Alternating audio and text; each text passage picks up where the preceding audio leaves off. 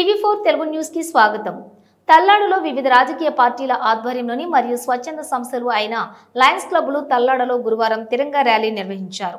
Operation Sindoor విజయం సాధించిన నేపథ్యంలో పాకిస్తాన్ ఉగ్రవాదాన్ని ఊచకోత కోసిన భారత సైన్యానికి దేశమంతా ఏకమై అభినందనలు తెలుపుతూ త్రివిధ దళాలు అందించిన సేవకులకు కృతజ్ఞతలుగా మన ఐక్యత చాటడానికి జాతీయ వాదులు ఆధ్వర్యంలోని మనం సైతం దేశం కోసం అంటూ నినాదాలు చేస్తూ తిరంగా ర్యాలీ నిర్వహించారు.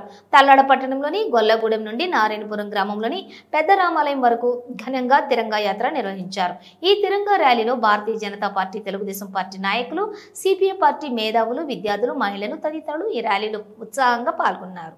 తిరంగా ర్యాలీ తల్లాడ మండలం అధ్యక్షులు చెల్లా నాగులు ఆధ్వర్యంలో నిర్వహించారు. ర్యాలీలో వైద్యులు, టీచర్స్, మేధావులు, విద్యార్థులు, అన్ని వర్గాలకు చెందిన జాతివాదులందరూ జాతీయ జెండాలతో పాల్గొని కార్యక్రమాన్ని విజయవంతం చేశారు.